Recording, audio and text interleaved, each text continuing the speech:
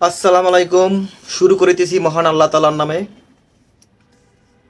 প্রথমেই আজকের ভিডিওর টপিক আপনাদের বইলা দিব, সেটা হয়েছে গ্রিসের অ্যাম্বাসি এখন ঢাকায়।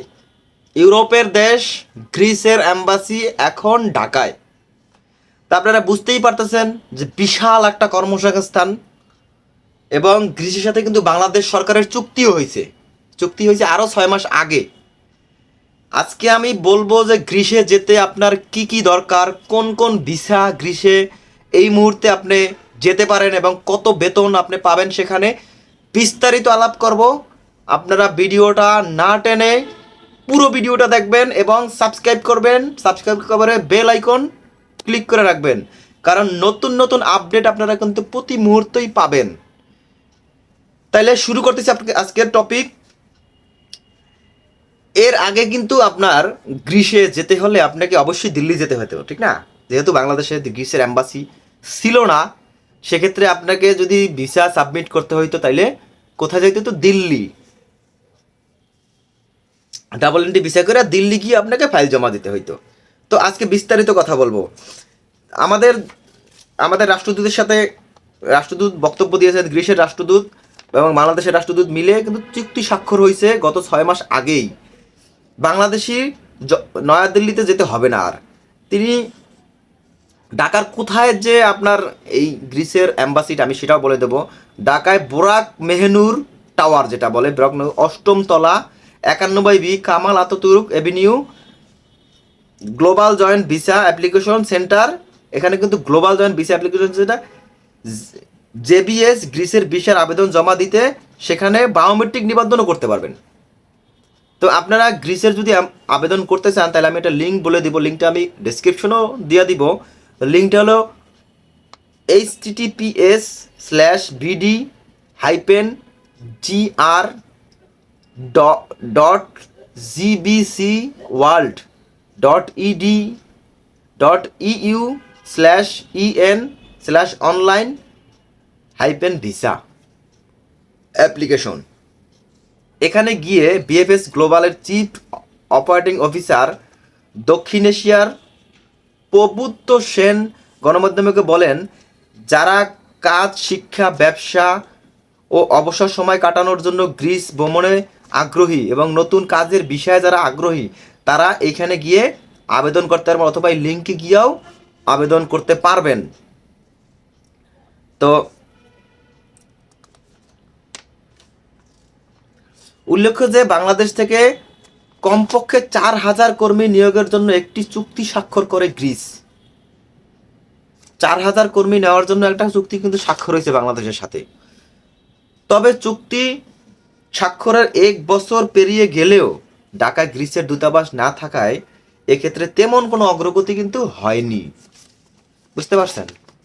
তেমন কোনো অগ্রগতি কিন্তু হয় নাই, কারণ যেহেতু দূতাবাসই নেই, সেক্ষেত্রে আপনার অগ্রগতিটা কিভাবে হবে বলেন? গ্রিসে যেসব বিষয়ে আপনি যেতে পারবেন, তো আপনি কৃষি visa, driving visa, agriculture visa, এবং বিভিন্ন কোম্পানি আছে, বিভিন্ন ধরেন আপেল কোম্পানি, তারপরে বিভিন্ন সুপার শপ বড় বড়, ঠিক আছে, তারপরে আপনার বেকু ড্রাইভার, বড় বড় যারা হেভি ড্রাইভার আছে, তাদের কিন্তু খুবই ভালো একটা সুযোগ গ্রিসের জন্য। গ্রিসে কিন্তু ভালো পরিমাণে ইনকাম, যেটা আপনার মানে ধারণারও বাইরে। এবং এই মুহূর্তে যেহেতু নতুন গ্রিসের অ্যাম্বাসি বাংলাদেশে আসছে, সেক্ষেত্রে আপনি কিন্তু এই যে নতুন নতুন কিন্তু আপনারা জিনিস বুঝেন, নতুন নতুন বিয়া করলেও কিন্তু একটু আদর পাওয়া যায়। Don't mind. সেক্ষেত্রে আপনি কিন্তু নতুন যদি ভিসা অ্যাপ্লিকেশন করেন, আপনার ভিসা মানে রিজেক্ট হওয়ার সম্ভাবনা কিন্তু খুবই কম।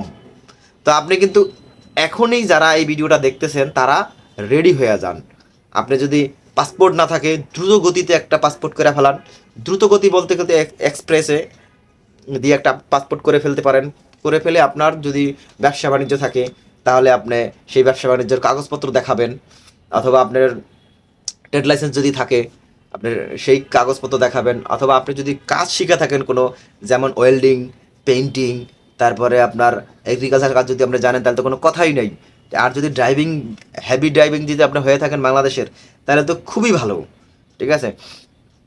আর যদি আপনি বাংলাদেশের কোনো মানে বড় কোনো জায়গায় যেমন ধরেন প্রাণ কোম্পানি, যেমন ধরেন ব্যাক্স, মানে বিভিন্ন ধরেন স্কয়ার, বিভিন্ন ধরনের বড় বড় কোম্পানি যদি আপনি চাকরি করেন, তাহলে সেখান থেকে তো আপনি একটা এনওসি বের করতে পারবেন, ঠিক না? এনওসি বের করে আপনি এখনই অ্যাপ্লিকেশন করে দিতে পারেন, কালকে অ্যাপ্লিকেশন করেন। যারা যারা এই ভিডিও আজকে দেখবেন কালকে অ্যাপ্লিকেশন করেন। আর যদি কোনো সহযোগিতার দরকার হয় আমাকে বলবেন, আমার পেজে যাবেন, আপনি আপনি দেখবেন আমার একটা লিঙ্ক আছে, লিঙ্কে গিয়ে আমার পেজে গিয়ে আমাকে মেসেজ করবেন যে ভাইয়া কীভাবে আপনি আমরা ফাইল সাবমিট করব। যদি না পারেন আমার মাধ্যমেও করতে পারেন, আমার মাধ্যমে করতে হবে আমি বলতেছি না, আপনি যদি নিজে পারেন অথবা আপনার কোনো আত্মীয় স্বজন ভাই ব্রাদার যদি ট্রাভেল এজেন্সির সাথে ওভারসিজের সাথে জড়িত থাকে। আর একটা কথা খুবই ইম্পর্টেন্ট, আবার এই খবর শুন না পাশে একজন খবর শুনছে, দালাল, সম্মানিত দালাল সাহেবদের আমার ভিডিওটাও দেখছে, সে দেখাইলো যে এই দেখো ভাই গ্রিসের ভিসা ছাড়ছে, আমি করে দিতেছি, অসুবিধা নেই, আমি সবই জানি।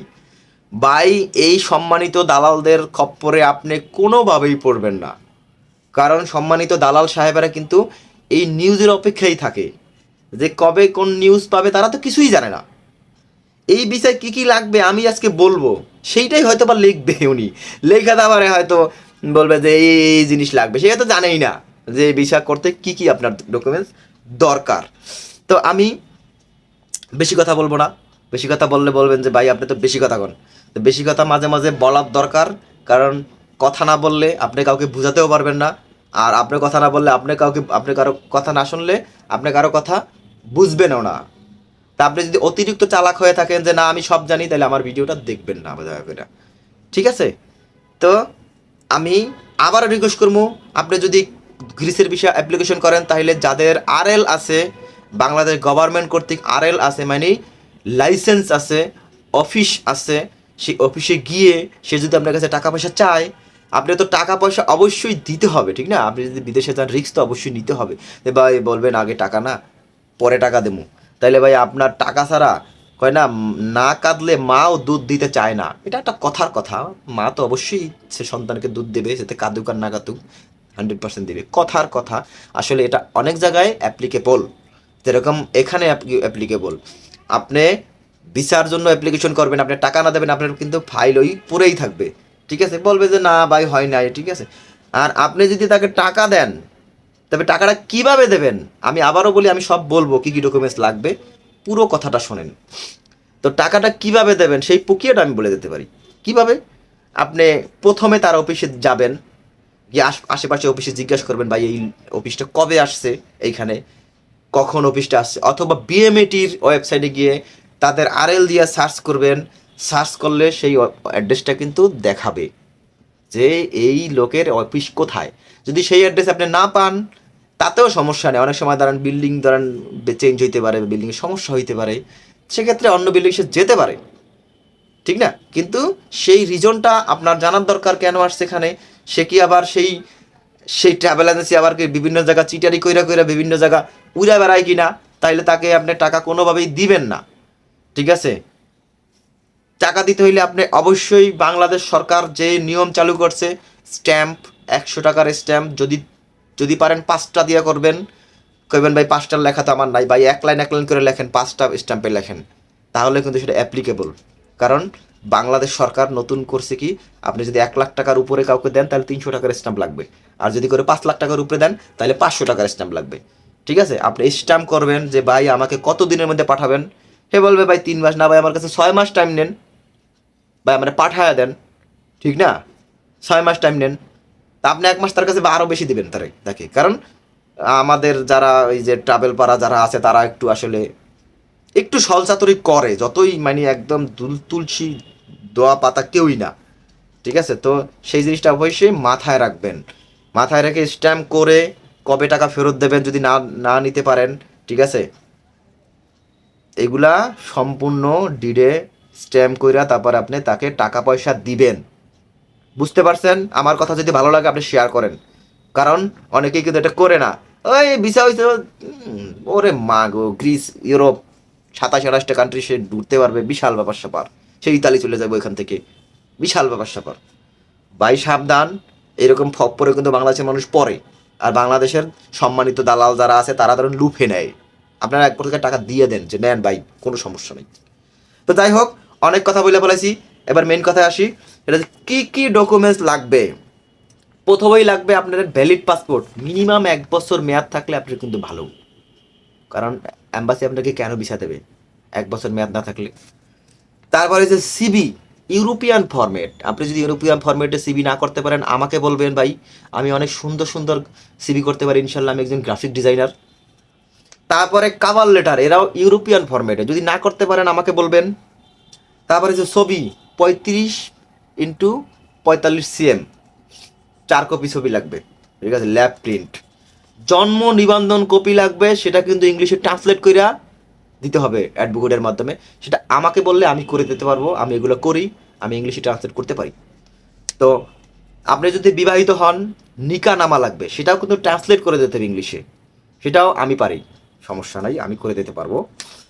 এবং আপনাকে আপনার আরও লাগবে আপনার ভোটার আইডি কার্ড, সেটা কিন্তু ট্রান্সলেট করতে হবে। তারপরে আপনার ব্যাংক সলভেন্সি লাগবে, ব্যাংক স্টেটমেন্ট লাগবে। তারপরে আপনার আপনার যে চাকরি করেন সেখান থেকে আপনার এনওসি লাগবে, আপনার এক্সপিরিয়েন্স সার্টিফিকেট লাগবে। সবগুলা ডকুমেন্টস আপনি সুন্দর করে গুছাইবেন। গুছাতে না পারলে আমাকে বলবেন, আমি করে দিব। আমাকে আপনি ফি দিবেন, অসুবিধা নেই, ফি ছাড়া তো আমি করবো না, তবে আমি তুলনামূলক কম দিব ইনশাল্লাহ। তো গ্রিসের ভিসার বেতন কীরকম এটা নিয়ে কথা বলবো। তো গ্রিসের ভিসার বেতন হয়েছে গিয়া আপনার, যদি আপনি আপনি ডিপার্টমেন্টাল স্টোর বা এইসব স্টোরে যদি কাজ করতে যান, যেটা ইউরোপিয়ান মালিক, আপনি ইউরোপিয়ান মালিক যদি হয় তাহলে আপনি বেতন পাবেন 1.5 থেকে 2 লাখ টাকার মতন, ঠিক আছে। রেস্টুরেন্ট জবে যদি যান, ইউরোপিয়ান মালিক, বাংলাদেশি মালিক হলে হবে না কিন্তু, বা ইন্ডিয়ান মালিক হলে হবে না, ইউরোপিয়ান মালিক যদি হয় তাহলে আপনি বেতন 1.5 থেকে 2 লক্ষ টাকা স্যালারি পাবেন মিনিমাম। ড্রাইভিং পেশায় ভাই একটা মানে বিশাল একটা স্যালারি, ঠিক আছে। আপনি যদি হেভি ড্রাইভার হয়ে থাকেন তাহলে আপনি 2.5 থেকে 3 লাখ টাকা অনায়াসে ইনকাম করতে পারবেন ইনশাল্লাহ, ঠিক আছে। আর একটা বিষয় ভাই, যারা ধরেন একদম নিম্ন, যারা পড়াশোনা জানেন না, ঠিক আছে, সেলুনে কাজ করেন, আপনাদের সবাই ধরেন তুচ্ছ তাচ্ছল্য করে, কোনো টেনশন নাই। ইউরোপে কিন্তু পার্লার এবং সেলুনের জন্য খুবই ভালো ভালো সুযোগ আছে, তাদেরও স্যালারি প্রায় 2 থেকে 3 লাখ টাকা, বুঝতে পারছেন। কোনো বিষয় যদি আপনাদের কোনো ল্যাকিংস থাকে, বুঝেন নাই, আমাকে কমেন্টস করবেন, আমি উত্তর দেওয়ার চেষ্টা করব। ভিডিওটা অনেক বড় হয়ে গেছে। আল্লাহ হাফেজ, আজকের মতন আমি বিদায় নিতেছি। পরবর্তীতে ভিডিও আসবে ইনশাল্লাহ, সাবস্ক্রাইব করবেন, শেয়ার করবেন। আল্লাহ হাফেজ।